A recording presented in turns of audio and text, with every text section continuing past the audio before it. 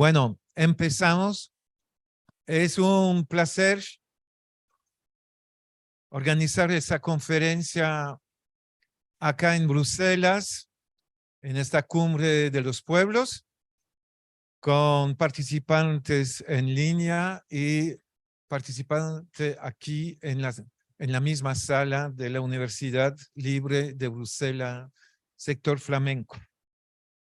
Es una actividad de 2 días organizada en ocasión de la cumbre entre la Unión Europea y países de América Latina y Caribe.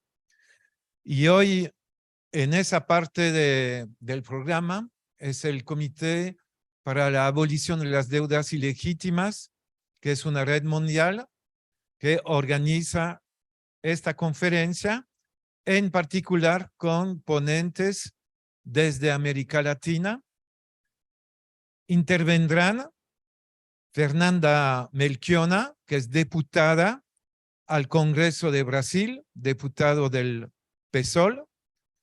Intervendrán desde sus países respectivos Julio Gambina, desde Argentina, Beverly King, desde Argentina, Mónica Soto, desde México, Eva Prados, desde Puerto Rico, Andrés Chiriboga, desde el Ecuador, y normalmente se va a agregar también, antes de finalizar la conferencia, para intervenir Andrés Arauz, que había sido candidato presidencial en la selección del Ecuador en 2021, y Camille Chalmers, desde Puerto Príncipe, en Haití, de la organización PABDA. Los ponentes, Julio Gambina, Mónica, Eva y yo somos del CADT Maina. Beverly King representa la organización Diálogo 2000, Jubileo Sur, Suramérica, y también es parte con Julio de la autoconvocatoria para la suspensión del pago, una coalición en Argentina. Y los 2 compañeros de Ecuador se presentarán. Voy a empezar inmediatamente. Vamos a tener tiempo de palabra de 7 minutos, salvo los 2 ecuatorianos con 5 minutos cada uno. Y luego habrá un tiempo para preguntas desde la sala. Bueno, a nivel del CADT, Comité para la Abolición de las Deudas Ilegítimas, consideramos que estamos en un momento en el cual está surgiendo, emergiendo una nueva crisis de la deuda. No conocemos exactamente los ritmos, el calendario, hasta qué punto va a tomar un carácter dramático, como ocurrió en 82, en la década de los 80, cuando México anunció que no podía estar más en condición de pagar la deuda, y que varios países de América Latina siguieron, convenciendo a Fidel Castro de lanzar una campaña que ha tenido consecuencias positivas a nivel mundial a partir del 85, llamando a los jefes de Estado de hacer un frente para el no pago de la deuda, y convocando en Cuba a varios encuentros continentales y mundiales en favor del no pago de la deuda. Cuba mismo entró en suspensión de pago a partir del año 86 y siguió en suspensión de pago casi hasta la fecha, porque hubo un acuerdo entre Cuba y el Club de París en 2014-15, pero con un periodo de gracia, y con el COVID no se retomaron todavía los pagos con el Club de París y con otros acreedores. Y Cuba es víctima ahora mismo de los fondos buitres con juicios contra Cuba ante la Corte Suprema de Gran Bretaña. Bueno, en este contexto, refiriéndose al impacto muy importante de Fidel y sin olvidar a Thomas Sankara, el presidente de Burkina Faso, que también, siguiendo el llamado de Fidel, intentó aglutinar, juntar a sus colegas presidentes de África para hacer un frente para el no pago y pago de su vida, su oposición al pago, la deuda y a los imperialismos. Ha sido asesinado el 15 de octubre de 1987 después de haber pronunciado un discurso extraordinario ante la Asamblea de la Unidad Africana en la sede de la Unidad Africana en Addis Abeba, Etiopía, a final de julio 87, diciendo: si me dejan ustedes, mis colegas presidentes, solo con el no pago la deuda, no estaré en la próxima Asamblea General de la Unión Africana. Y le mataron, lo asesinaron. Pero para la juventud africana, Thomas Sankara sigue representando un ejemplo de coraje y de alternativa, como el mismo Fidel Castro. Entonces, hablando de una nueva crisis de la deuda, hay 4 choques externos que provocan las condiciones de una nueva crisis. La pandemia, que surgió en el norte, y considero China en el norte geográfico, y claro, el COVID, la pandemia, se expandió de China hacia Europa y luego a América del Norte para luego afectar países como Perú, Brasil, México de manera sumamente dura. Esa pandemia, que es un shock externo, sin ninguna responsabilidad de los pueblos del sur, provocó una crisis económica, confinamiento, supresión, eliminación del turismo, y varios países del sur que dependían del turismo, como Sri Lanka, como Cuba, como otros países, fueron afectados duramente. También por la crisis económica, la baja de las exportaciones de materias primas, etc.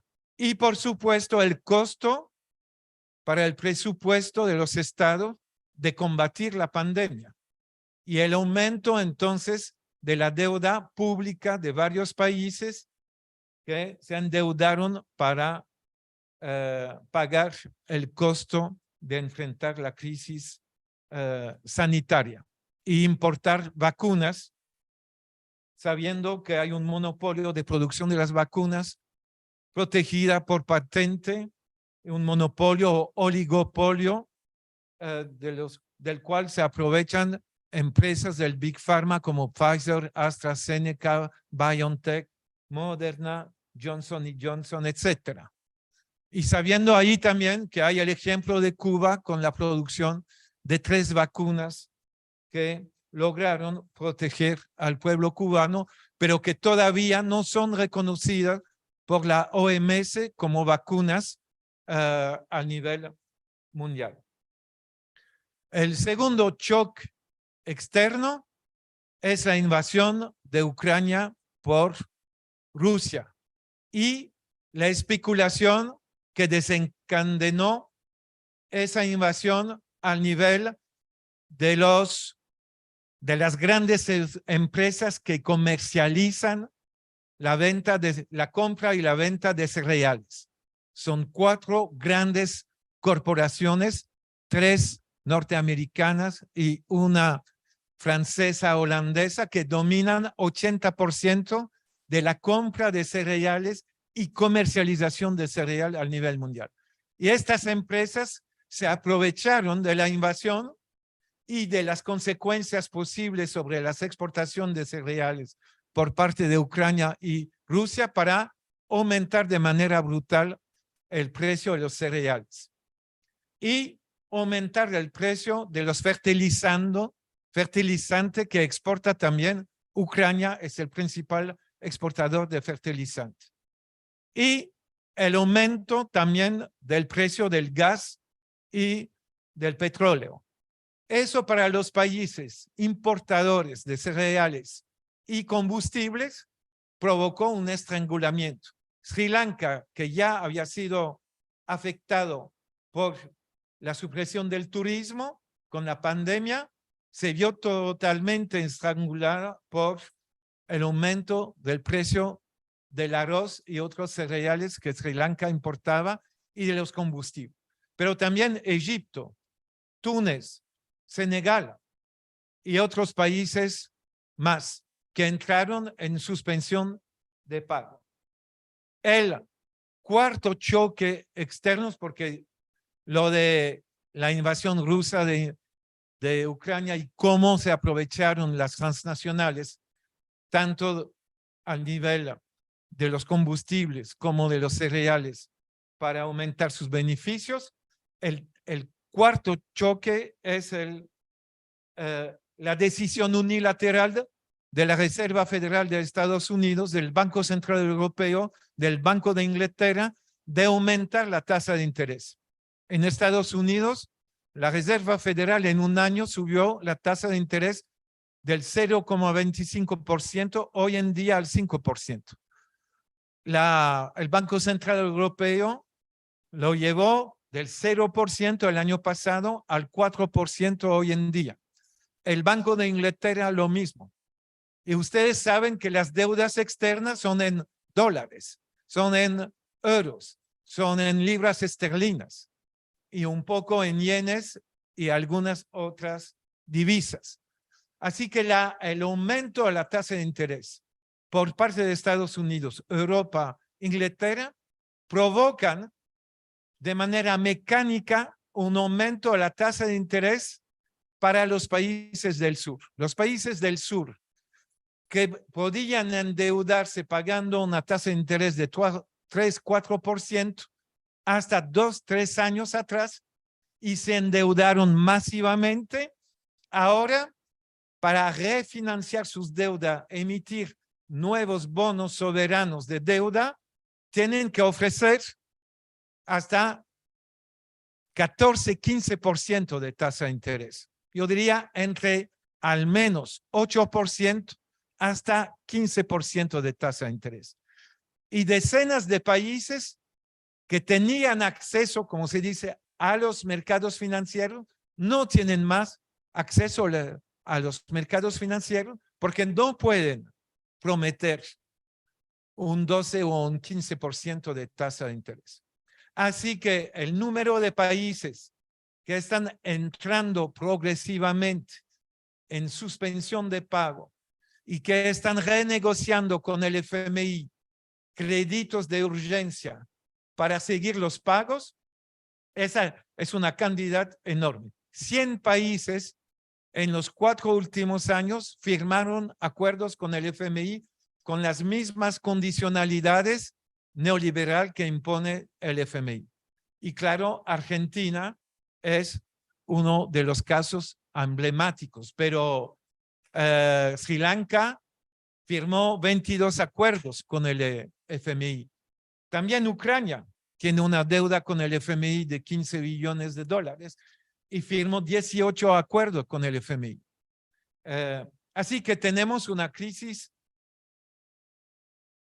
generalizándose, no generalizada, en proceso de generalización. Y entonces el tema es, y termino, de parte de los movimientos antideuda, de los movimientos sociales, de los partidos políticos de izquierda, volver a retomar el tema, volver con la potencia de un Fidel Castro, de un Tomás Sankara, para no solamente intentar convencer gobiernos, pero también para convencer movimientos sociales, organizaciones sindicales, a movilizarse nuevamente contra el pago de las deudas ilegítimas.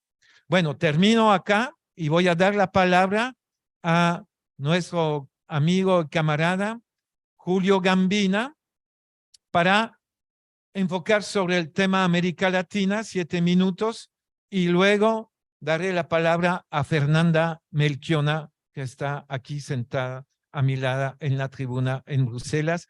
Ahora Julio Gambina desde su casa en Buenos Aires. Tiene la palabra Julio. Gracias, Eric.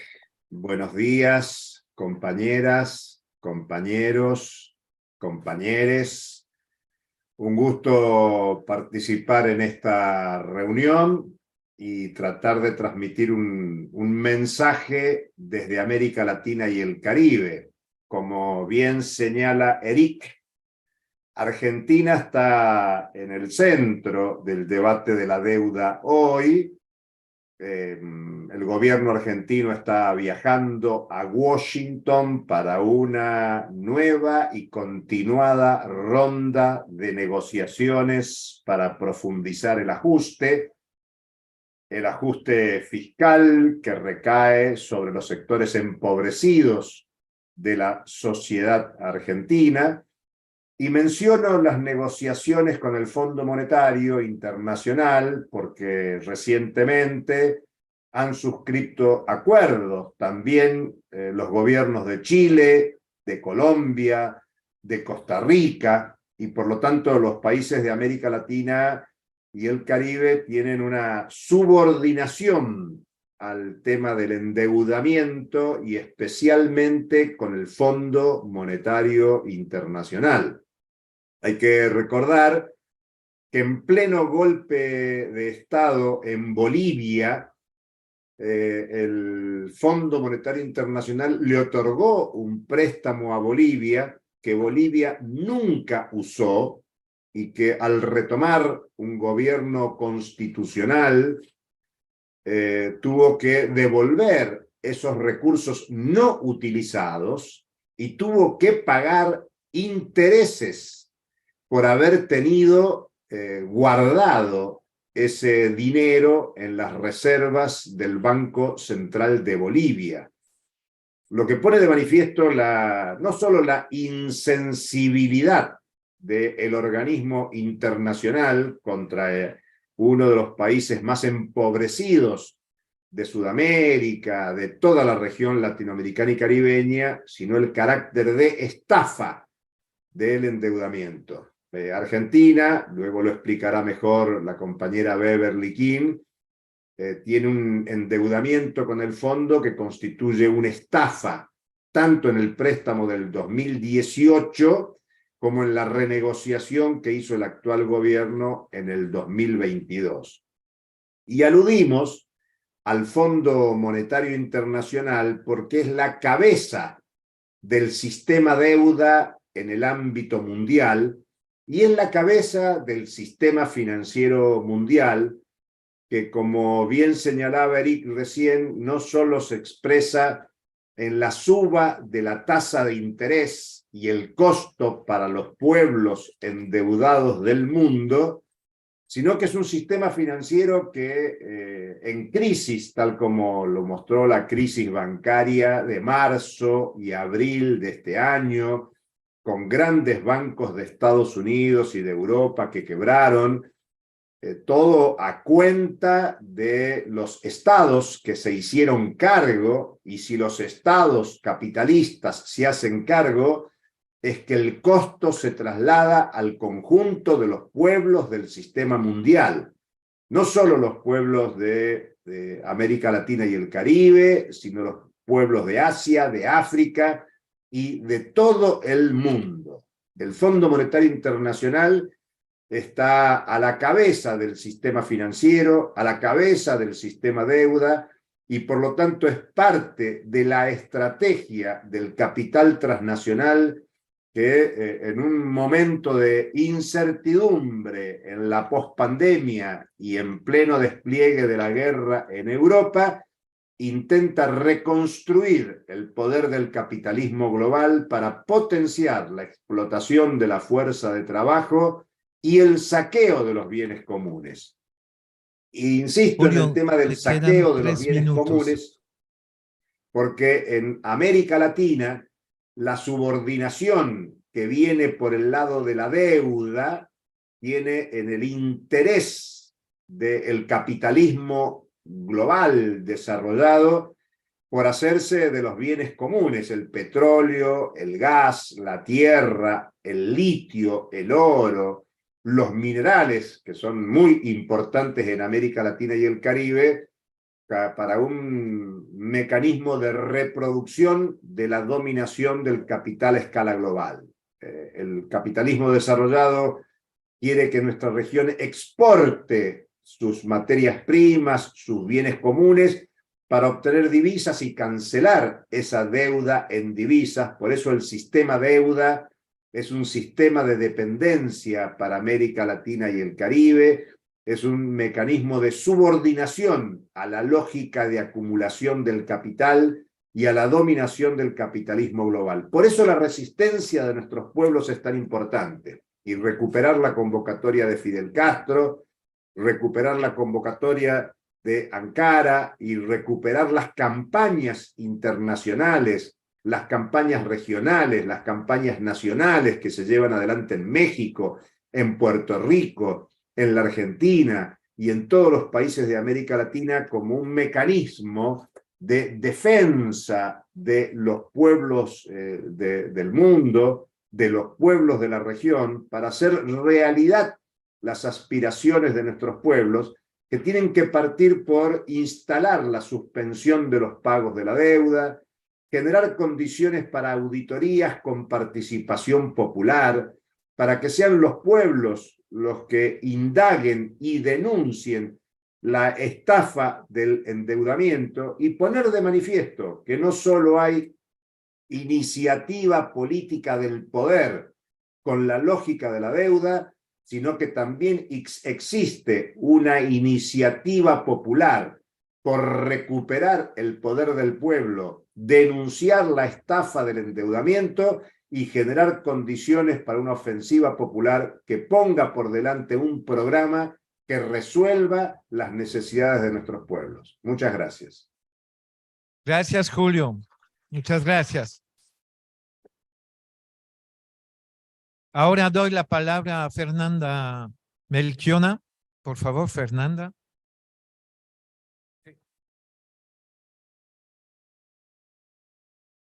Buenas tardes, compañeros. Les pido disculpa por mi malo español, pero si hablo en portugués creo que es más difícil hacer la traducción. Es un honor estar aquí en esta mesa con el compañero Eric Toussaint, que es un militante internacionalista, un activista muy importante, elaborador da denúncia desse sistema de la deuda internacional, el peso para el sul global, e todos os companheiros da KDTM que estão online. Ustedes saben que la historia de Brasil también es involucrada por la historia de la explotación de grande grado de endeudamiento para, bueno, hacer la modernización conservadora, hacer el milagre económico de la dictadura militar, ¿no? Por supuesto, nosotros conocemos nuestra historia de, bueno, dependencia, explotación en un sistema de la deuda que es marcado también a história do povo brasileiro. Passa que no início del primeiro governo Lula, se hizo um discurso que se quitou a deuda externa, pero o que passou foi que o governo emitiu títulos de la deuda interna para quitar a deuda com a FMI, e se internalizou um sistema de la deuda que é um verdadeiro paraíso a la banca nacional, incluso internacional, porque é remunerada por uma taxa de interés, se chama? Taxa de juros? Muito alta, não?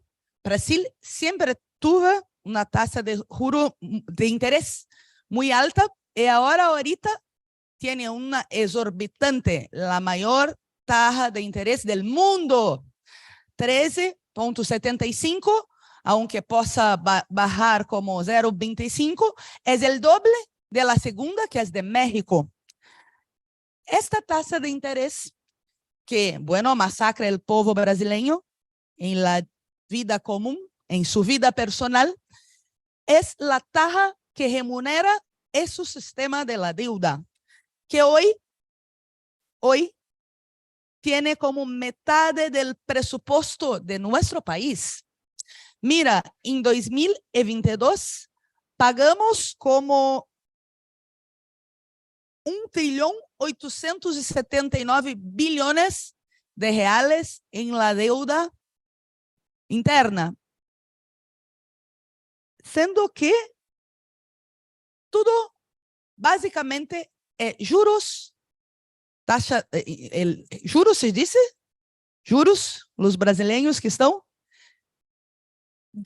interés e amortización. No se quita la deuda sigue ampliando año após año por determinados mecanismos, la operación compromisada de la banca, la emisión de títulos públicos, sin contar que além de la Banca Nacional de Brasil, que es muy fuerte, tiene lucros récordes, con el sistema de la tasa de interés arriba, muchos capitalistas internacionales sacan empréstimo en otros países con una tasa de interés menor y compran los títulos de la deuda pública. Nosotros estamos en esa lucha hace mucho tiempo. Mira, cuando hubo en los años 2000 un plebiscito organizado por todas las entidades de izquierda en Brasil, 95% del pueblo brasileño se dijo para quitar, para salir, no pagar la deuda, no reconocía la deuda externa. Los más viejos van a lembrar. Después de eso fue creada la Auditoría Cidadana, que organiza una serie de sindicatos, de entidades, y tiene como coordinadora María Lúcia Fatorelli, que desde allá como organización está haciendo el debate en Brasil. Nosotros como partido, que empezamos en 2003 como partido PSOL, a un mes, y otras organizaciones tienen su historia anterior, empezamos esa lucha desde el combate a deuda externa, por supuesto, ahora el combate a la deuda externa para los países, porque es necesario la anulación, y en Brasil la suspensión y auditoría de la deuda interna para atender a los intereses del pueblo brasileño. Cuando Luciana Genro, que era diputada federal, hizo un pedido de información al Banco Central preguntando al gobierno quiénes son los detentores de la deuda brasileña, ¿qué les parece que el gobierno respondió? No se puede decir, es sigiloso, pero la deuda, secreto. Ay, gracias. Portuñol es una lengua propia. La deuda, sí. La deuda brasileña es lo que tiene masacrado nuestro presupuesto para la salud, la educación, el aumento de sueldo mínimo y de jubilación, que hizo una lógica de economía como el teto de gastos del golpista de Temer, que congeló los investimentos públicos a 20 años, y ahora el arcabouço de Lula fiscal, que es muy malo, porque mantiene el principio de que 50% del presupuesto tiene que pagar a la deuda. Todo lo resto, salud, educación, asistencia, tiene un teto muy pequeño de crecimiento en uno de los países más desiguales del mundo. Brasil convive con 33 millones de personas que tienen hambre. Hoy en Brasil tenemos como 40 millones de trabajadores informales que no tienen derechos laborales. Nosotros convivimos con una agroexportación para afuera que desmata, que viola indígenas, que viola quilombolas, y al mismo tiempo el pueblo no le tiene el básico a vivir. Son 6 millones de personas que no consumen todos los nutrientes necesarios. Entonces, seguimos en la lucha, sin duda en mejores condiciones, porque hicimos una unidad de acción para derrotar a Bolsonaro en las elecciones, o que fue muy importante, derrotar la extrema derecha y sacarla del Palacio del Planalto de Brasil. Pero seguimos en la calle para derrotar el bolsonarismo y también tener independencia una izquierda que va a raíz de los problemas, como el tema de la deuda. ¿Qué estamos haciendo ahora? Una frente parlamentaria, un pedido de la Auditoría Cidadã con participación social que tiene que ter 198 assinaturas de parlamentários para ser um instrumento, legislatura, se dice, Eric, todos os 4 anos de deputação para con participación de los movimientos, hacer el enfrentamento, levar con más fuerza con actores sociales y políticos la lucha pela auditoría y la suspensión de esta deuda que só remunera el sistema financiero y los banqueros. Y ahorita temos 170 assinaturas, o que es muy fuerte en un parlamento de 513 parlamentarios, que somos ampla minoría, porque estamos haciendo movilizaciones en los estados con los sindicatos, haciendo pressão virtual, haciendo pressão presencial com a pancarta, disse da auditoria. Oi? O grupo parlamentário com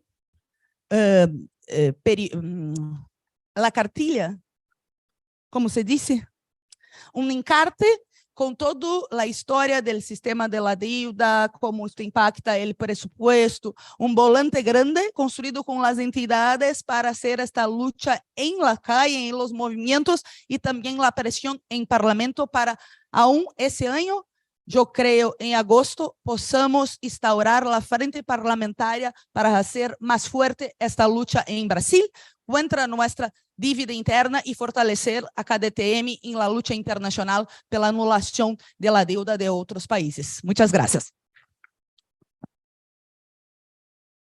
Gracias. Muy bien, muy bien. Muito obrigado. Muchas gracias, Fernanda Melchiona.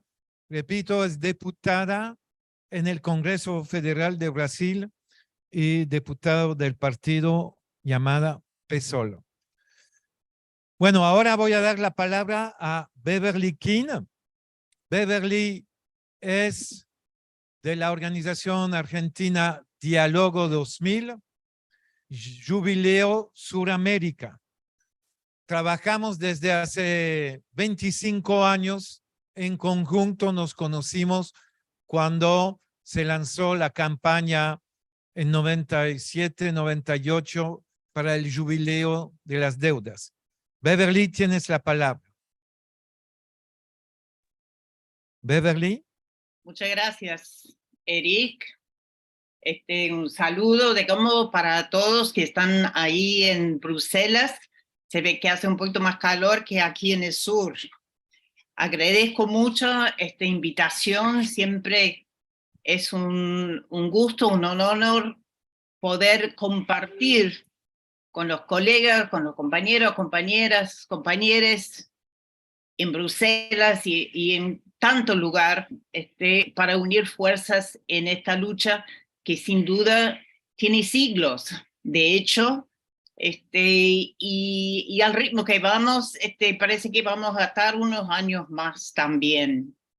Pero yo quiero empezar discrepando amigablemente con Eric, porque yo creo que es importante, cuando hablamos de crisis de la deuda, reconocer que esa crisis por lo general se define desde el punto de vista de quienes quieren cobrar. Entonces se decide que hay una crisis de deuda cuando amenaza las cobranzas. Pero en realidad la crisis de deuda, desde el punto de vista de quienes lo pagamos, empieza el momento que empezamos a pagar esa deuda. Esa es la crisis de la cual acaba de referir Fernanda, que ocupa en Brasil un 50% del presupuesto.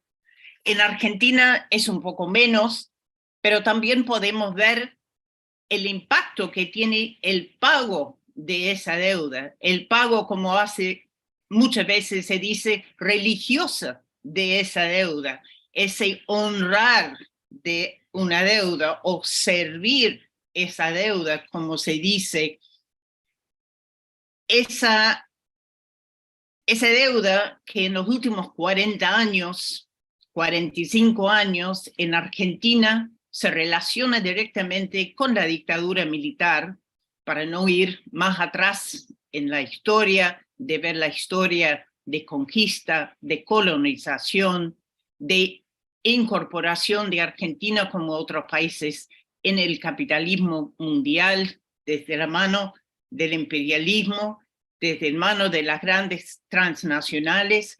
Bueno, estos últimos 45, casi 50 años de recambio también en el sistema capitalista internacional ha significado para Argentina y para el pueblo argentino la pérdida de inmensa riqueza. Lo que se ha pagado en este entonces en concepto de deuda externa, y como Fernanda bien explicó hace poquito, por la internalización de esa deuda externa, también hoy pagamos en concepto de deuda interna. La población argentina ahora se acerca al 50% viviendo en la pobreza.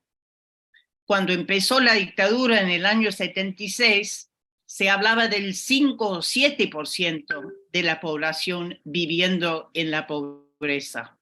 Eso es un solo indicador de la crisis de endeudamiento, la crisis de este sistema de endeudamiento perpetua que en Argentina, como en tantos otros países, vivimos desde hace 50 años. Efectivamente, con algunos picos, con algunos momentos de menor tensión, pero siempre reconociendo la deuda como mecanismo de extracción, de pago de tributos, y lo que podemos decir con un condicionamiento total al modelo económico.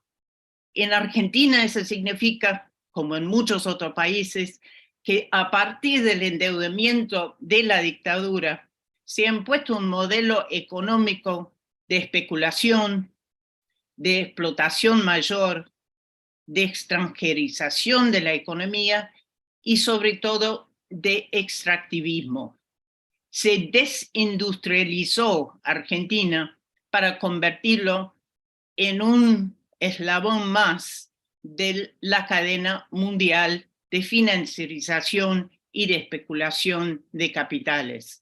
Entonces, en ese sentido, podemos hablar de la crisis permanente de la deuda que vivimos aquí en Argentina, sobre todo en esta última etapa desde el año 2018, como mencionó Julio, a partir de la firma de un nuevo acuerdo con el Fondo Monetario Internacional, o sea que seguimos pagando, tenemos un horizonte de por lo menos 10 años de pago de esa deuda y una situación total de condicionamiento, de subordinación de la economía, de la estructura de la economía al pago de esa deuda.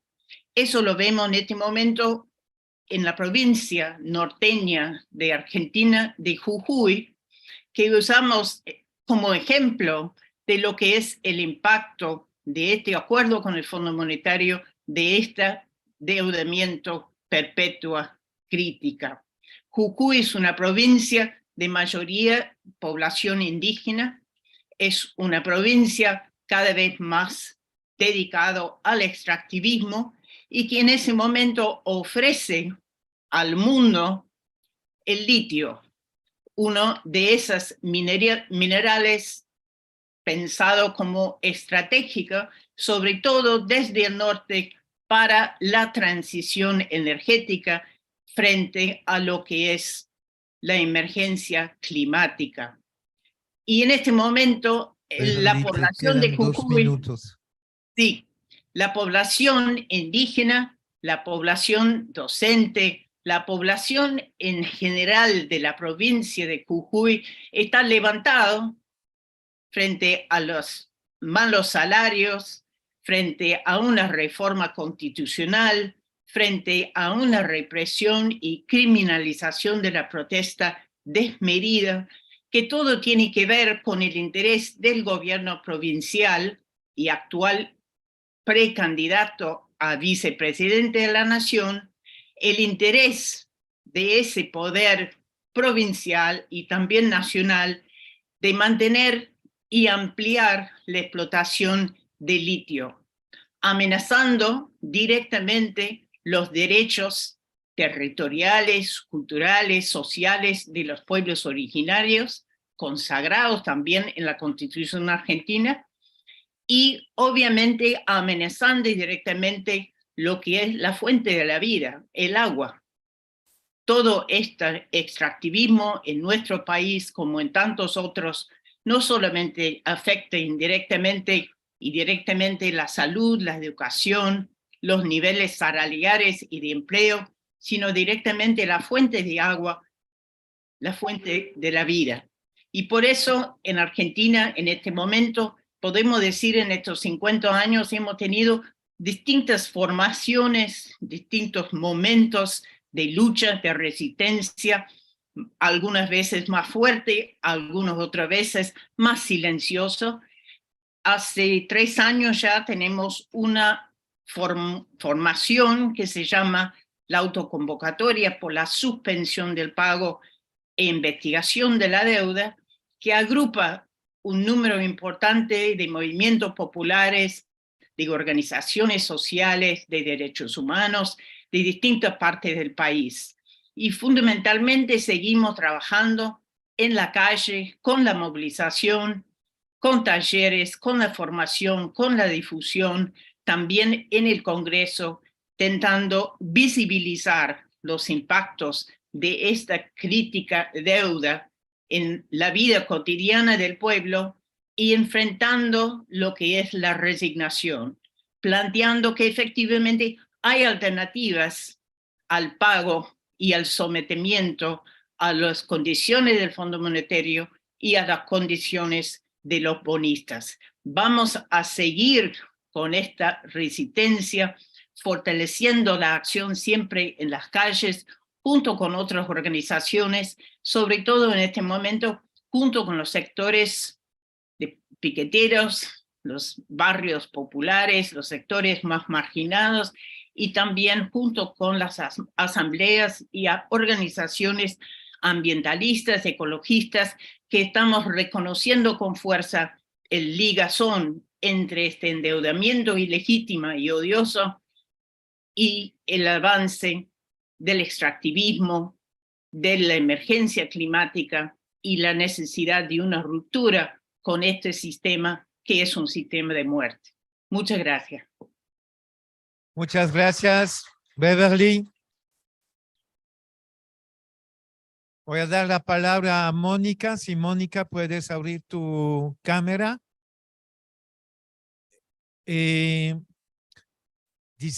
Aprovechando el intermedio para agradecer los intérpretes.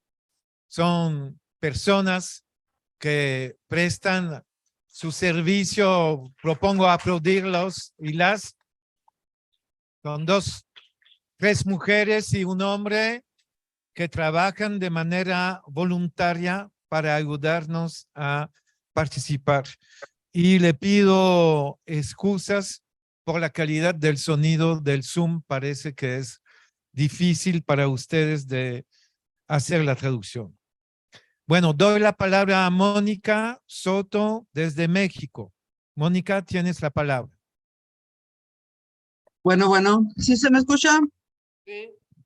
Buen día a todas, a todos. Muchísimas gracias por la invitación. Saludamos esta cumbre de los pueblos de cara a una nueva crisis internacional de la deuda que deja el capitalismo. Les hablo desde México, un país de 131 millones de habitantes, lugar 13 en la economía, una brecha de género que lo tiene en la posición 15, con más de 3,000 kilómetros de frontera con Estados Unidos, con muchos tratados de libre comercio firmados que dejan fuera el factor trabajo, factor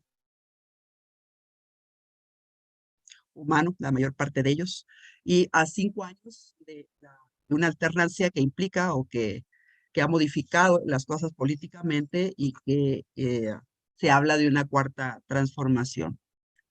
Desde acá formamos parte de la promotora por la suspensión del pago de la deuda pública, formado en el 2020 en plena pandemia. En el capitalismo globalizado, el capital financiero es la peor bestia de rapiña. Me disculpo con los animales, pero quiero usar esta metáfora, que ha azotado a la humanidad. es expoliador, es saqueador. Las deudas públicas eternas y crecientes son una de esas garras para someter y saquear a las naciones, envileciendo la vida de sus pueblos.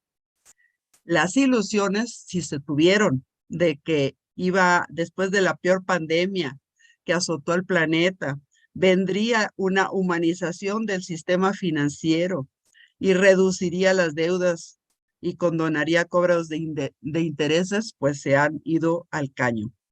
Más bien lo que ha habido es un aumento generalizado de las tasas de interés e inflación. Acá, durante la pandemia, no hubo reforma fiscal, tampoco ningún impuesto especial, menos aún la suspensión de pagos. Pero nuestro gobierno abogó por las deudas de otros pueblos, no la nuestra. Se puede decir que en México no hay una crisis de pagos. Sin embargo, nuestro presupuesto federal es de 8.3 billones de pesos y se va más de 1 billón de pesos en el pago del servicio de la deuda pública cada año. En México, las ganancias de los bancos son las mayores en la historia con registros. Esto lo acaba de reconocer el gobierno hace unos días. Y el pago de intereses de la deuda pública también ha crecido en la misma proporción. Este año rebasó, como les cuento, el billón de pesos, consolidándose como la partida más grande del presupuesto.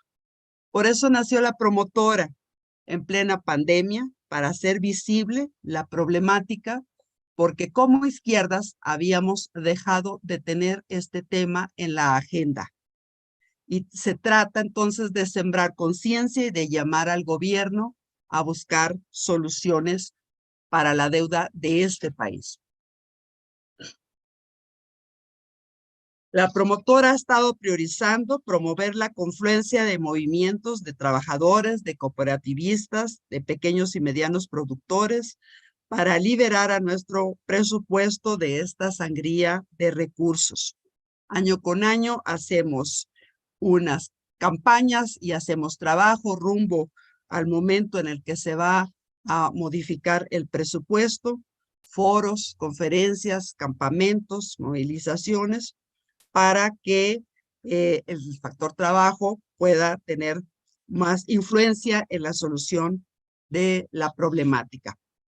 Acá hubo un rescate bancario en la segunda o el último quinquenio del siglo pasado, un rescate de los grandes empresarios y de los bancos. Es una deuda que ocupa 1 billón de los 14 billones que se deben, que fue muy repudiada, hubo una gran movilización contra ella, le llamamos la deuda del FOBAPROA, Fondo de Protección al Ahorro Bancario, y en este momento tenemos una campaña específica en relación con esto, porque dado que esa deuda sí está en la memoria de la población, una muy buena parte de la izquierda participó en su repudio, estamos planteando que los bancos financien el Fondo de Protección al Ahorro Bancario y el gobierno rescate los recursos, porque en todos estos años no ha ido un solo peso al pago de capital de esa deuda. Y ese es el mejor ejemplo de cómo las deudas son para encadenar a los pueblos, para saquearles, y por qué necesitamos cerrar filas mundialmente para que haya soluciones entre gobiernos apoyados por pueblos y pueblos exigiéndole a los gobiernos que tomen en sus manos un problema de estas dimensiones. Muchísimas gracias y saludamos esta cumbre. Muchísimas gracias, Mónica Soto, desde México, desde la promotora mexicana para la suspensión del pago de la deuda. Ahora voy a dar la palabra a Eva Prado.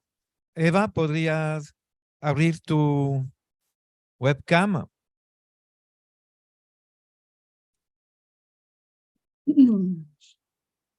Eva, nos va a hablar desde San Juan, desde Puerto Rico, esa neocolonia del imperialismo norteamericano. Eva, tienes la palabra. ¿Me escuchan? Sí, sí. Bueno, saludos a todos y todas y gracias, Eric, por la invitación. Como ya Eric les adelantó, mi nombre es Eva Prados, soy abogada y defensora de derechos humanos y portavoz del Frente Ciudadano para la Auditoría de la Deuda en Puerto Rico. Puerto Rico es una isla en el Caribe con poco más de 3.000 millones de habitantes que vive a las fuerzas combinadas de una relación colonial de más de 120 años con los Estados Unidos y una crisis fiscal y económica que la ha llevado a acumular más de 74.000 millones de dólares en una deuda pública odiosa, ilegítima, insostenible y potencialmente ilegal, que supera ya el 100% del Producto Nacional Bruto. Los efectos de estas fuerzas combinadas de ser colonia de los Estados Unidos ha significado la imposición por el Congreso de los Estados Unidos de una Junta de Control Fiscal para alegadamente reestructurar la deuda de Puerto Rico, que no ha tenido el efecto real de representar un alivio al pago de la deuda, sino todo lo contrario, ha desmantelado nuestra esfera pública y ha promovido una agenda neoliberal agresiva de privatización y austeridad en el gasto social. Ya llevamos 6 años en un proceso judicial de quiebra, el más grande y costoso bajo la jurisdicción del Tribunal Federal del Gobierno de los Estados Unidos, y también hemos enfrentado en este periodo todo tipo de emergencias, desde 2 huracanes, terremotos y pandemia, como la del COVID, que han resultado en miles de muertes y ha empeorado todavía la emigración en décadas. El pueblo sigue agobiado por la falta de un gobierno que funcione, de un andamiaje público que responda y del pago insostenible de una deuda pública con aumentos también en el costo de vida. Algunos ejemplos del pago incluyen el cierre de más de 600 escuelas públicas, el recorte de más del 50% del presupuesto de la universidad pública y así de otras agencias fiscalizadoras, el despido de decenas de miles de empleados públicos, el congelamiento de convenios colectivos, el recorte de pensiones, el desplazamiento, la privatización y el aumento de costos de servicios esenciales y recursos como la energía, las autopistas, entre otras. Por nuestra relación colonial con los Estados Unidos no nos relacionamos con el FMI, pero somos víctimas de la especulación financiera y el saqueo de Wall Street. Actualmente nos enfrentamos a la aprobación de nuevos acuerdos con especuladores financieros internacionales, también llamados fondos buitres, como BlackRock, Golden Tree, Aurelius, entre otros, que nos mantendrán subordinadas por las próximas décadas, porque ninguno de los acuerdos aprobados hasta el momento ha representado un verdadero alivio a la deuda, ni han sido apoyados por expertos internacionales que advierten que solamente tenemos capacidad para pagar un 10% de esta deuda y anuncian una nueva crisis en menos de 10 años. Pero ante este escenario tan complicado, se ha organizado la ciudadanía. Desde el comienzo hemos estado reclamando la auditoría de la deuda, hemos creado nuestras propias comisiones ciudadanas, hemos denunciado la naturaleza odiosa de la misma y hemos exigido su cancelación. Hemos ido a foros internacionales, hemos organizado a grupos afectados, trabajadores, estudiantes, ambientalistas, feministas. Hemos exigido sobre todo que la vida de este pueblo tiene que ser primero que el pago de la deuda. Y hemos tenido resultados. Hemos evitado el recorte de las pensiones, hemos logrado reducciones mayores al pago a los bonistas. Pero queda mucho de frente y la organización internacional es indispensable. No es un asunto aislado, sino que nos amenaza a todos los pueblos frente también a la crisis climática. Así que la resistencia ciudadana no solo es importante, sino es indispensable para enfrentar un asunto que define la calidad de vida de nuestros pueblos y el futuro de las próximas generaciones. Muchas gracias, Eva. Muchísimas gracias. Y suerte en su lucha. Ahora voy a dar la palabra al sociólogo en finanzas Andrés Chiriboga desde el Ecuador. Andrés, si puedes abrir tu webcam.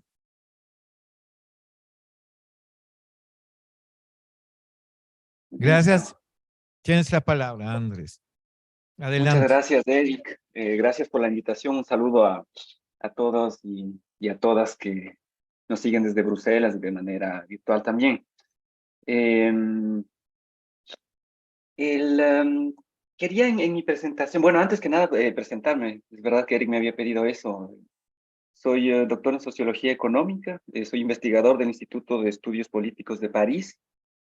Fui funcionario en varias ocasiones del gobierno ecuatoriano, entre 2007 y 2017, y actualmente coordino un proyecto en que trabajamos con varios países y organizaciones de la sociedad civil en Latinoamérica y África, justamente para encontrar iniciativas conjuntas, coaliciones para afrontar el problema de la deuda desde la perspectiva de los países del sur global y no desde el norte global. Quería detenerme yo en hablar de la necesidad precisamente y oportunidades para los países del sur global de afrontar esta crisis de deuda de manera conjunta. Mientras que por otro lado, el capitalismo y sus diferentes actores sigue presionando por lo que yo llamaría soluciones, entre comillas, enmarcadas y que sostienen el orden económico establecido, donde los países del sur global finalmente se enfrentan solos contra un conglomerado de países del norte, organismos financieros internacionales y prestamistas privados que trabajan de manera coordinada y aíslan a los países del sur global. Para mostrar justamente estos mecanismos que se imponen a los países del sur global, y además con la intención de contarles un poco la situación que está viviendo en el Ecuador, quería hablarles un poco de mi país y justamente algo que se está posicionando últimamente como un mecanismo de negociación de deuda incluso exitoso, que no muestra más que cómo los mecanismos, como decía Beverly justamente, de los intereses de los acreedores, que vienen desde el corazón mismo del sistema económico mundial, se ponen en marcha. Y están hablando de que Ecuador ha hecho un canje de deuda por naturaleza tremendamente exitoso, sobre el cual hay que generar muchísimas alertas. Esto yo quería contarles, lo que yo llamaría un swap de deuda por naturaleza del presidente actual del Ecuador, el banquero Guillermo Lasso, es un caso extremo de cómo este orden establecido resiste y usufructúa de la crisis de deuda actual, como lo ha comentado Eric y otras personas que han participado. Este mecanismo que nace de los actores financieros, hagan de cuenta que en el Ecuador quien gobierna es un banquero. Felizmente, digamos, entre comillas, a pesar de que la situación del Ecuador es terrible, este banquero no va a acabar su periodo de gobierno. Hay elecciones en agosto de 2020, donde precisamente Andrés Arauz, que va a hablar posteriormente, está terciando como candidato en esta ocasión a la vicepresidencia. Ojalá finalmente no tengamos banqueros en el poder. Pero este banquero, con un conjunto de sus aliados, ha planteado un canje de deuda por naturaleza, seguramente de la información que tenemos iniciada por los tenedores de bonos. Mecanismos de swaps que existen desde los años 70, 80, son normalmente iniciados por los tenedores de bonos que ven que los países posiblemente no les van a pagar. ¿Cierto? Es un mecanismo que ha sido estructurado por Credit Suisse, los banqueros de inversión, donde el gobierno ecuatoriano del banquero Lasso compromete recursos que serían administrados finalmente por un fondo gestionado por actores privados para manejar temas de conservación en las Islas Galápagos, que ustedes conocen, es un tesoro de la naturaleza del Ecuador y del mundo. Se promociona este mecanismo, ¿no es cierto?, tradicional, como que generará un ahorro de alrededor de 984 millones, según los cálculos que hemos hecho, que representa un 2,4% del stock actual de la deuda ecuatoriana. Pero de hecho, las condiciones financieras no son completamente transparentes. No se sabe del todo lo que el gobierno ecuatoriano ha comprometido. Solo si nos referimos en términos financieros, esto ya le coloca al Estado ecuatoriano como una nueva deuda bastante costosa, ¿no es cierto? En términos financieros se habla del all-in cost, de la información que se tiene nada más. Seguramente hay muchos más compromisos del Ecuador que arroja una nueva deuda a una tasa del 11%, ¿no es cierto? Lo que decía Eric, estas transformaciones, pues canjes de deuda finalmente terminan siendo deuda más cara y con mayores imposiciones. Solo si comparamos lo que supuestamente ha hecho Ecuador en materia de canje de deuda por naturaleza con lo que hizo Belice, la deuda que asume el Ecuador está en condiciones menos favorables por un instrumento similar. Por otro lado, el beneficio es claro para los tenedores de deuda, quienes canjean la deuda que tienen a precio de mercado, pero tienen un mejor trato. Se libran del riesgo ecuatoriano, si lo podemos llamar de alguna manera, ¿cierto? Los nuevos instrumentos del nuevo bono tiene al Banco Interamericano de Desarrollo como garante del instrumento y el costo de la operación incluye un seguro privado que además impacta las condiciones financieras del nuevo bono, por eso además se incrementa la tasa. El Ecuador, en cambio, entrega un flujo de recursos durante 18 años a un fondo, escuchen esto, administrado por actores privados y además contratarán actores privados que gestionen proyectos de conservación en las Islas Galápagos. Entonces es un gran beneficio para los tenedores de deuda, donde el rol que ha cumplido el gobierno ecuatoriano es conseguirles mejores condiciones a esos tenedores de deuda, y el gobierno ecuatoriano se compromete a meterle recursos durante 18 años para básicamente la privatización de la conservación y de la gestión de la conservación en las Islas Galápagos. ¿Cierto? Este es un ejemplo patético de cómo la crisis de la deuda termina siendo instrumentalizada por los tenedores de deuda, por el Fondo Monetario Internacional y en general por los mercados. En contra de ello, ¿qué es lo que debemos de hacer? ¿Cierto? En las antípodas, si ustedes quieren, de lo que hace el gobierno banquero del Ecuador, esperamos que el 20 de agosto llegue a su fin, los países del sur global deben afrontar la crisis de la deuda de manera soberana y reconociendo que, en medio de diferencias, por supuesto, los problemas que enfrentamos los países del sur son conjuntos. En este contexto, es necesario debatir los esfuerzos para transformar la correlación de fuerzas entre acreedores y deudores, que no viene desde hace algunas décadas, sino desde hace miles de años, cuando empezó realmente el problema de la deuda. Pensemos, por ejemplo, en lo que plantea Colombia. El presidente Petro ha planteado con fuerza la necesidad de canjear deuda por naturaleza. Eso nos hace pensar en la idea de swaps. Ha insistido en ello semanas atrás en París y en otros foros en los que está presente, seguramente lo hará en el transcurso de las reuniones de Bruselas, y es una tesis que toma fuerza desde Colombia y desde otros países en materia de protección de la Amazonía y de cara a la cumbre de la Organización del Tratado de Cooperación Amazónica de agosto próximo. Hay otros países en el medio de la crisis de deuda que optarán por estas medidas más convencionales, otros tipos de canjes de deuda, o no tendrán más remedio que optar por el default, como ya ha pasado con otros países en el mundo. Cualquiera sean las acciones para aliviar el peso de la deuda, si queremos ser pragmáticos, porque es una deuda odiosa y legítima que habría que rechazarla tajantemente, pero si de alguna manera decimos que los países tomarán sus decisiones de manera soberana, tenemos que saber que los problemas son compartidos en el sur global. Y esto requiere coordinar la acción colectiva de los deudores para contrapesar la coordinación histórica que más bien sí existe desde los países acreedores, los organismos multilaterales y los clubes de prestamistas privados que siempre han actuado conjuntamente para imponer sus condiciones a los países más endeudados. Esto no es nada nuevo. La historia nos ha enseñado que esto no es una quimera. Piensen ustedes, por ejemplo, en la cumbre de Cartagena de la década de los 80 y las subsecuentes reuniones entre países latinoamericanos de endeudados, luego de los 70, 80, que mostraron que un inicial frente común, una idea impulsada conjuntamente, tuvo un impacto favorable en decisiones individuales de los países como Venezuela, Chile, República Dominicana, que lograron reprogramaciones de deuda en condiciones favorables, y otros países que al menos lograron accesos a deuda en mejores condiciones. Actualmente, Andrés, en el marco de esta crisis de deuda... hace falta concluir. Perfecto, estoy cerrando. Actualmente, nada más para concluir, quiero decirles que hay esfuerzos en foros de países del sur global, como aquellos afectados por el cambio climático, piensen ustedes en el grupo de los 20 más vulnerables, que hablan ya de la necesidad de coordinar esfuerzos y abordar otros temas, como precisamente el problema de la deuda. Terminaría diciéndoles que es nuestra responsabilidad acompañar y empujar estos esfuerzos. Muchísimas gracias. Gracias, Andrés.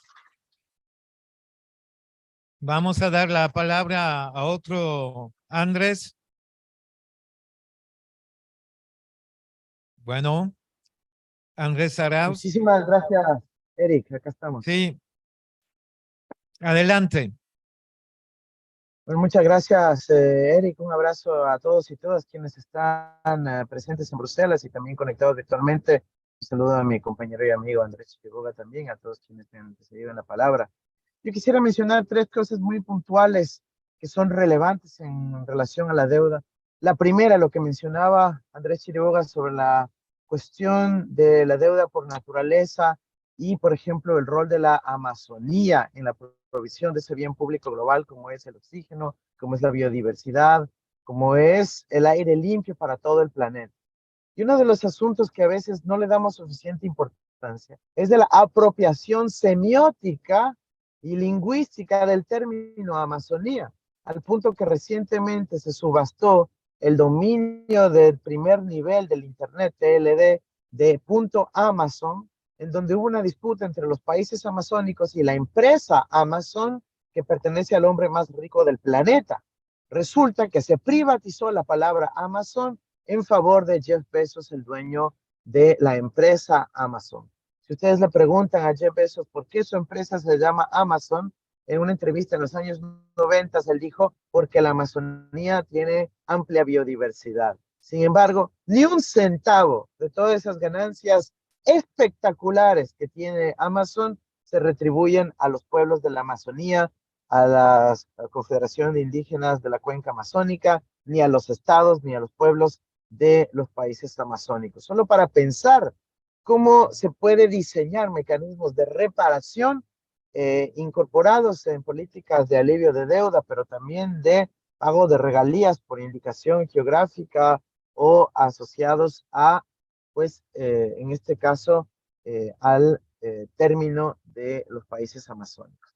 Un segundo tema que yo quiero mencionar es el que tiene que ver con la relación de lo que yo llamo las nuevas deudas del siglo XXI, que a veces las dejamos fuera del plano del análisis, que son las deudas derivadas por el pago de laudos de arbitraje inversionista-Estado ocasionados por tratados bilaterales de inversión o capítulos de inversión de los tratados de libre comercio. El Ecuador, mi país, tiene una inmensa cantidad de casos, pero también lo tiene en España, también lo tiene Perú, también lo tiene Colombia, también lo tiene El Salvador, también lo tiene Argentina, también lo tiene Venezuela, también lo tiene inclusive México, muchísimos arbitrajes en donde el Estado, por presión de las comunidades, decide regular a los proyectos de carácter extractivo, sean estos hidrocarburíferos, es decir, petroleros, de carbón o de minería, o de contaminación ambiental, por ejemplo, manejo de desechos tóxicos. El Estado regula y esa regulación es considerada una expropiación indirecta por los paneles de árbitros secretos que sesionan en el CIADI, en el Banco Mundial. Luego que se dan esos laudos arbitrales, los estados están condenados a pagar miles de millones de dólares en compensación a las empresas privadas contaminantes. Y bueno, esos arbitrajes, según los nuevos manuales de estadística de finanzas públicas del Fondo Monetario Internacional, tienen que contabilizarse como deuda externa. Esta es la mayor de las perversidades, ¿sí? Países que toman acción, regulan, ponen criterios ambientales, de impositivos, tributarios, etcétera, a las empresas extractivas. Esas extractivas le dañan al país con un juicio, un arbitraje, el país tiene que pagar ese arbitraje y si no paga se incorpora simplemente como una deuda externa más. Eso tiene que ser absolutamente rechazado, hay que romper el sistema de raíz, hay que denunciar, es decir, abandonar los tratados bilaterales de inversión, hay que repudiar los laudos arbitrales que son nefastos para los países. En el caso de mi país nos ha costado miles de millones de dólares a lo largo del siglo XXI y tenemos que empezar a problematizar sobre estos nuevos tipos de deuda. ¿Qué lecciones podemos ver? Bueno, hay países que han salido de todos sus TBIs, Venezuela, o de algunos, Bolivia de todos, Ecuador de todos, India de todos, Indonesia de todos. En la Unión Europea se abandonaron los TBIs bilaterales intraeuropeos y recién hace 2 semanas la Comisión Europea recomendó que todos los países que conforman la Unión Europea abandonen el Tratado de la Carta de Energía, que es un gran TBI para proteger las inversiones extractivas. ¿Cuál es la paradoja, la contradicción? Que si bien ellos dicen que ese tratado, ese TBI, frena la transición energética, no quieren quitar esas TBIs cuando tiene que ver con relaciones norte-sur. Es decir, los africanos y latinoamericanos tienen que seguir con TBIs, pero para los europeos sí hay que quitarlo el TBI entre ellos porque frena la transición energética. Entonces tenemos que actuar de forma urgente y conjunta y unilateral, abandonar ese esquema perverso que es donde se están generando las deudas de nuevos tipos. Y para pagar esas deudas, ¿qué significa que tienen que hacer los estados? Profundizar en sus prácticas extractivas. Y concluye con un punto final. Yo sé que ahí tenemos algunas diferencias con Eric, pero yo creo que hay que explorar profundamente el potencial de los derechos especiales de giro, esa asignación extraordinaria, sin condicionalidades, ¿sí? sin generación de carga adicional presupuestaria, sin necesidad de pasar por procesos de ratificación ni de extracción de recursos de nadie, como son los derechos especiales de giro, que son estos dineros de carácter planetario mundial que se emiten por decisión de la Asamblea General, es decir, de los Estados soberanos del Fondo Monetario Internacional. No son préstamos, son asignaciones unilaterales y los países pueden hacer uso de ellos. ¿Cuál es el único costo que tienen? Un pago de interés, sin embargo, no hay que pagar el capital. Yo creo que hay que explorar todas las opciones que estos derechos especiales de giro pueden servir para que los países optimicen su manejo de deuda, les dé músculo a poder hacer reestructuraciones, no pagos de reclamos de nulidad, entre otros, mientras puedan acceder temporalmente a liquidez internacional provista por este bien público global, que a veces a priori, porque viene del FMI, es descartado, cuando sí tiene características positivas y le da margen de política pública a los estados, como lo demostró la emisión del 2021. Compañeros y compañeras, esta es mi intervención. Les animo a que podamos seguir estudiando y profundizando estos temas y más que eso, actuar. Actuar es el momento de convencer a los estados de actuar y de actuar conjuntamente en una coyuntura que va a ser absolutamente crítica y, como bien mencionó Erika al inicio, como lo dijo Sankara, es el momento de actuar de forma coordinada desde los pueblos del sur. Muchas gracias, Andrés Arauz, desde el Ecuador.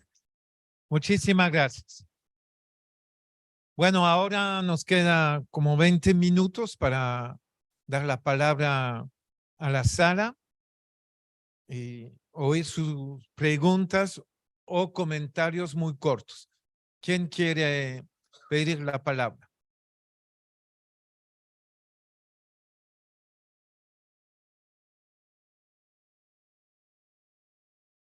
Sí, Pablo.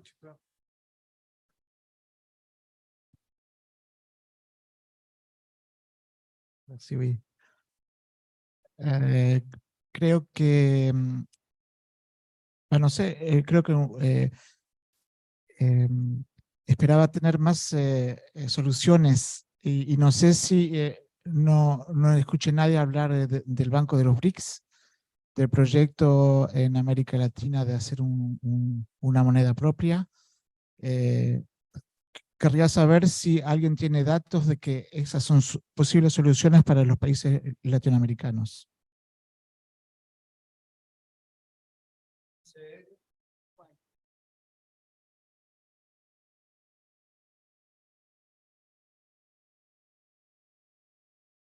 I was wondering if the question of de-dollarization that we hear and see more and more often, if this also offers an opportunity out of the debt crisis, because we see that the US dollar is slowly but steadily losing its dominant position as the world's currency, let's say, and I was wondering if this also offers opportunity for the countries of the global south.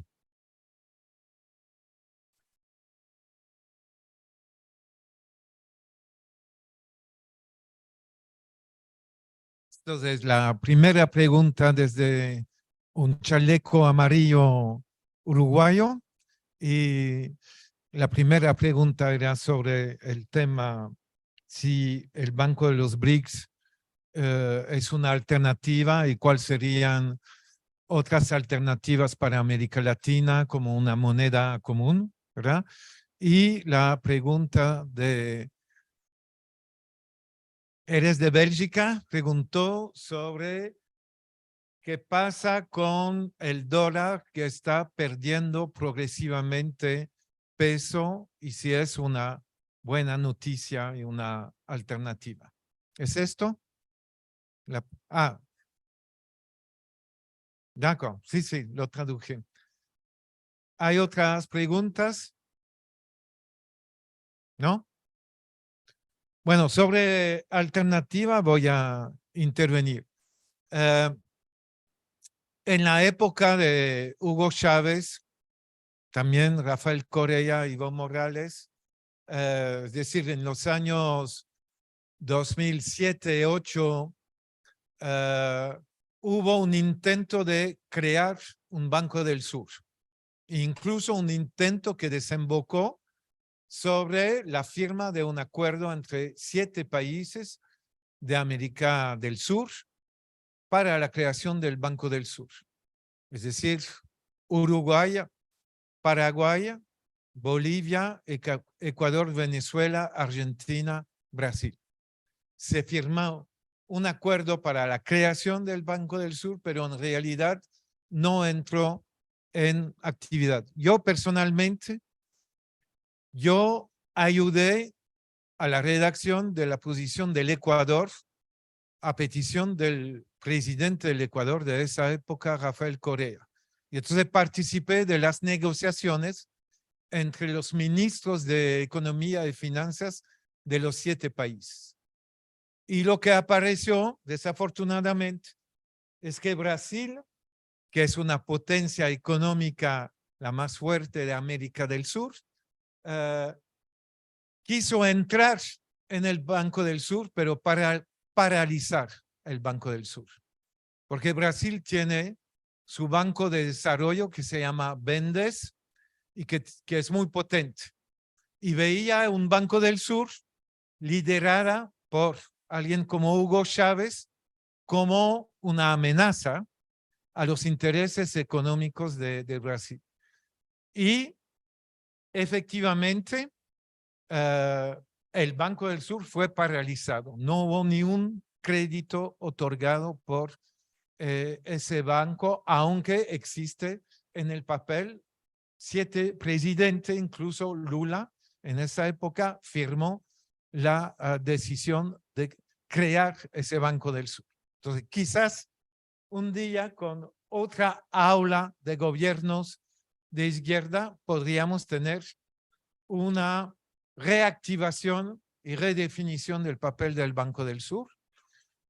Del lado de Cuba, también con Venezuela y otros países, hubo un intento de crear el Banco del ALBA, que sí empezó a funcionar en la misma época, pero sin tener un gran desarrollo por la situación luego de después de la muerte de Chávez y de las medidas de sanción contra Venezuela. A nivel de moneda común, sí hubo una experiencia entre el Ecuador y otros países de la comunidad andina para dotarse de una moneda de cuenta que se llamaba el Sucre, Sucre ligado al apellido del mariscal Sucre, que con Simón Bolívar fue uno de los líderes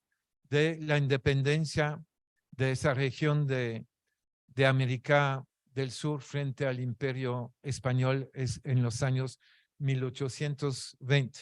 Respecto al Banco de los BRICS, seguramente puede haber opiniones diferentes, pero fundamentalmente el banco creado por China con Sudáfrica, India, Brasil y Rusia, y tiene su sede en Shanghái, y tiene como presidente Dilma Rousseff, que ha sido presidente de Brasil. El Banco del BRICS, si ustedes analizan los tipos de créditos y de proyectos apoyados por el Banco del BRICS, son la reproducción de proyectos extractivistas, productivistas del tipo financiado por el Banco Mundial. Es decir, que somos de los que piensan que desafortunadamente ese Banco del BRICS no constituye una alternativa. Teníamos alguna expectativa, pero hemos analizado exactamente la cartera de los préstamos y con los compañeros de Sudáfrica, de la India, de Brasil, y nos demos cuenta que desafortunadamente no constituye una alternativa. Respecto al tema del dólar, claro, hay esperanza en reducir el papel del dólar, que sigue siendo desafortunadamente la moneda principal de intercambio. Ya el dólar representa al menos 60% a 70% de los intercambios. Y hay, claro, algunos acuerdos entre China y sus socios para reemplazar el dólar en su relación por el renminbi y acuerdos de trueque. También, como ustedes saben, frente a las sanciones, Rusia intentó imponer el rublo en algunas transacciones financieras con ella misma, pero esto representa en realidad algo que puede producir, sí, una reducción del papel del dólar, pero que sigue dominando los intercambios internacionales. Y en términos entonces de alternativa, para nosotros al nivel del KDTM es el tema de, a partir de los movimientos sociales, apoyar iniciativas de auditoría de la deuda, buscar el apoyo de gobiernos progresistas que sí quieren realmente cambio. Fue el caso del gobierno de Rafael Correa en 2007-2008, cuando instituyó una comisión de auditoría integral de la deuda reclamada al Ecuador y acumulada entre 76 y 2006. Yo hice parte de esa comisión de auditoría. Hemos trabajado 14 meses para identificar las deudas ilegítimas reclamadas a Ecuador, y después de haber remitido al gobierno del Ecuador nuestras conclusiones sobre el carácter ilegítimo de las deudas reclamadas al Ecuador, el gobierno decidió la suspensión unilateral, una decisión unilateral de suspensión del pago de una parte de esa deuda identificada como ilegítima. 3.000 millones de dólares en deuda, en bonos soberanos que terminaban su vida en 2012 y en 2030.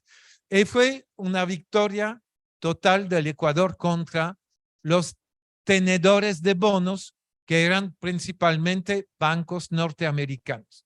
Fue una victoria en 2009,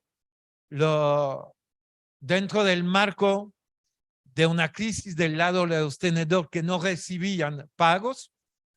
El gobierno de Rafael Correa propuso recomprar los bonos a 35% de su valor, y los bonistas, los banqueros, aceptaron y vendieron sus bonos con un descuento de hasta 70% del valor, lo que permitió un ahorro muy importante de parte de Ecuador, que revirtió ese dinero, el dinero que no tenía que pagar en forma de servicio a la deuda, en aumentación de los gastos en educación, salud, creación de empleo. Y en los años 2009, 10, 11, 12, tuvimos una situación de mejoramiento muy importante de las condiciones de vida en el Ecuador, sin que hubo represalia de parte de los acreedores, que es diferente de lo que ocurrió con Argentina en los años 2010. Bueno, quiero ver si hay de parte de los compañeros que están en línea afuera, compañeros y compañeras que quieren también intervenir.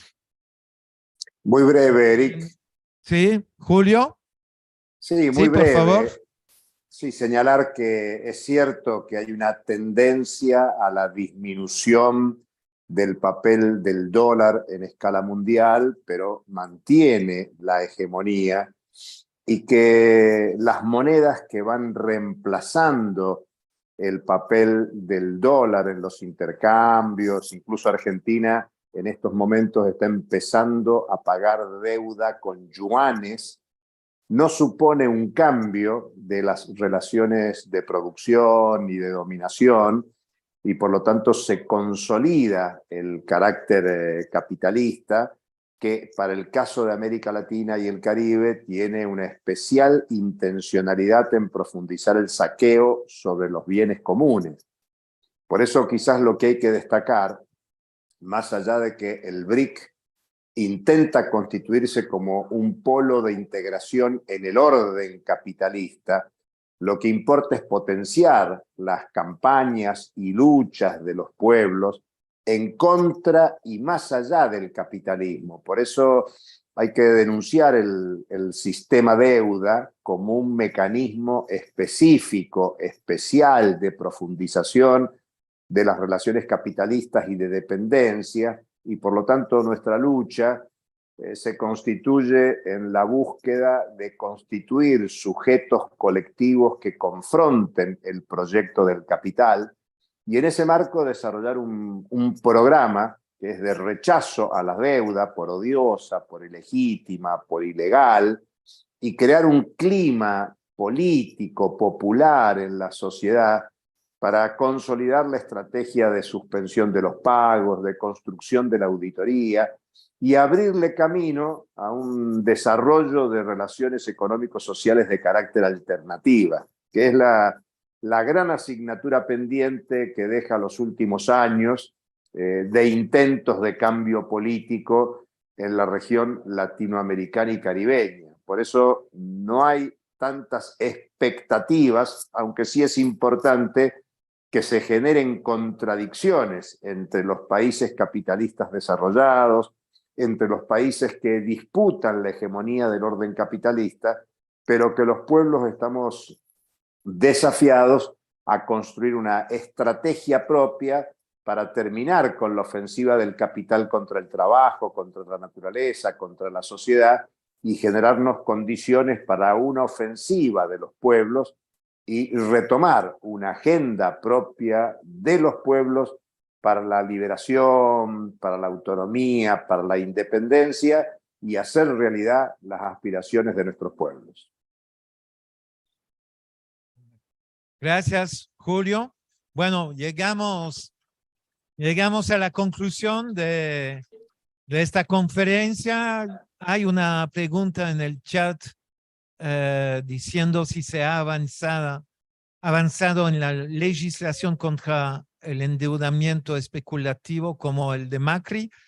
Bueno, en el caso de Argentina, como no tenemos el tiempo de devolver la palabra a Julio, a Beverly, decir que en término legislativo no hubo un progreso. En Argentina no hubo adopción de una ley especial sobre el tema, o no hubo un rechazo de la deuda contratada por Macri. Al contrario, hubo un nuevo crédito negociado con el FMI por el mismo volumen de la deuda contratada por Macri, de 45.000 millones de dólares. Lo que hay es en varios países leyes o constituciones que sí limitan los derechos de los acreedores. También a ese nivel, Ecuador es un ejemplo. En la Constitución, la nueva Constitución del 2008, hay varios artículos que, por ejemplo, un artículo diciendo es prohibido la nacionalización o socialización de deudas privadas. Me explico. Varios países de América Latina, pero también fue el caso en Europa después de la crisis financiera de 2008, deudas privadas de los bancos fueron nacionalizadas a través del rescate bancario. Y entonces la Constitución del Ecuador prohíbe esa nacionalización, es decir, esa transferencia de deuda privada de los banqueros hacia el tesoro público. Y Ecuador adoptó esa ley o ese artículo en su constitución porque había sufrido en 99 un rescate bancario que había costado como 20% del Producto Interno Bruto. Y varios países, Chile, México, Argentina, pasaron también por grandes rescates bancarios que tendrían que ser totalmente rechazados por vía legislativa. Otro tema de la Constitución ecuatoriana, otro artículo, un artículo dice que es prohibido el anatocismo. En general no es conocido el significado del término anatocismo. Anatocismo es transformar intereses atrasados en capital de deuda. Y hay que saber que en general, cuando hay reestructuración de deuda, cuando un país entra en dificultad de pago y entra entonces en acumulación de intereses atrasados, los acreedores, por ejemplo, el Club de París, transforma los intereses atrasados en capital de deuda. Y eso es prohibido por la Constitución del Ecuador. Bueno, sabemos que hay muchas cosas bonitas en constituciones. El tema es de lograr la implementación real de la Constitución. Termino como ejemplo al nivel de luchar contra el tema especulación sobre deuda. Es una pequeña victoria que nosotros en Bélgica hemos conquistado en 2015. Hemos logrado la adopción por el Parlamento Federal belga de una ley contra los fondos buitres. Ustedes seguramente saben que conocen algo del tema de los fondos buitres. Son fondos de inversión que compran deudas con descuento.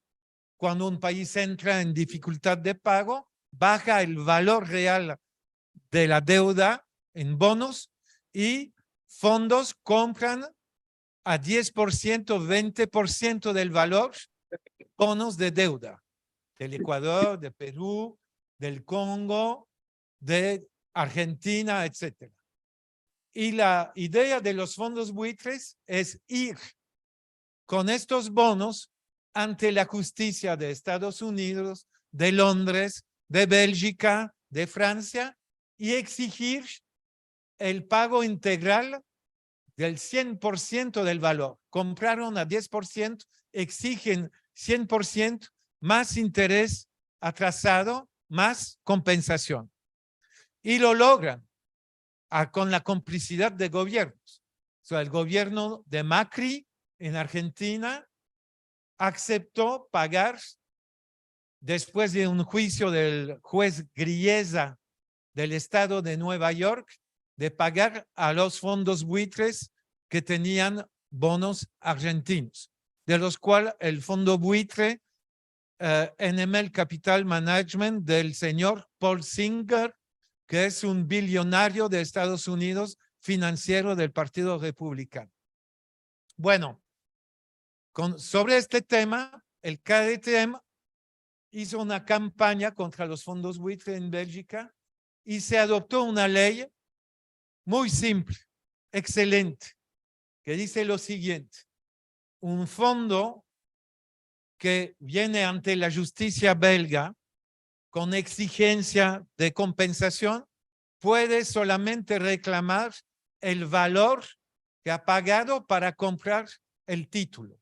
Si lo compró a 10%, puede pretender a 10% y nada más. Esa ley mata a los fondos buitres. No hay negocio si se implementa y se implementa la ley. Por eso no hay más fondos buitres que enjuician a países ajenos en Bélgica. Porque hay que saber que un fondo buitre puede enjuiciar a Argentina ante un tribunal en el estado de Nueva York, pero también en Bélgica, en Francia, en Gran Bretaña, en virtud de los acuerdos firmados entre países sobre el tema de inversión y colaboración, etc. Yo mencioné que hay un fondo buitre, el fondo CRF, que está enjuiciando Cuba ahora en Londres y por títulos de deuda del Crédit Lyonnais de 1982. Títulos, entonces, de hace más de 41 años, que el Crédit Lyonnais vendió a otro fondo y finalmente un fondo de inversión con sede en las Bahamas, en las Islas Bahamas, está enjuiciando a Cuba ante la justicia de Gran Bretaña con un gran riesgo de condena a pagar compensación a este fondo buitre. Entonces, en Bélgica hemos logrado una victoria contra los fondos buitre. Era en 2015. El mayor fondo buitre, que es el fondo de Paul Singer, que se llama entonces NML Capital Management, tiene también otro fondo buitre que se llama Elliott Associate. Este fondo buitre hizo un juicio a la ley belga ante la Corte Constitucional de Bélgica. Y nosotros como CADTM nos opusimos a la demanda de NML Capital Management contra la ley belga. Entonces fuimos ante el Tribunal Constitucional en defensa de la ley. Por primera vez fuimos a defender el Estado belga contra y defender una ley. Hicimos una campaña fuerte aquí en Bélgica y con demostración frente a la Corte, al Tribunal Constitucional. Y hemos ganado. El Tribunal Constitucional dijo que la demanda de este fondo buitre contra la ley no tenía fundamento en la ley belga y en los acuerdos internacionales de Bélgica. Así que la ley sigue vigente en Bélgica y que estamos tratando de convencer a otros países de adoptar también el mismo tipo de ley. Bueno, concluyo sobre esto. Le agradezco muchísimo por su participación. Agradezco a los intérpretes que traducieron hacia el francés y hacia el inglés. Muchísimas gracias. Un aplauso para los intérpretes. Muchísimas gracias a los compañeros y compañeras que desde México, Puerto Rico, desde Argentina, la compañera Fernanda Melchiona de Brasil y otros intervinieron, desde Ecuador, por supuesto. Y bueno, les espero una actividad muy buena ahora con la fiesta de solidaridad latinoamericana. Hasta una próxima. Y vamos a darle una información, un volante sobre la convocatoria de una contracumbre que vamos a realizar en Marrakech contra el Banco Mundial y el FMI del 12 al 15 de octubre de este año.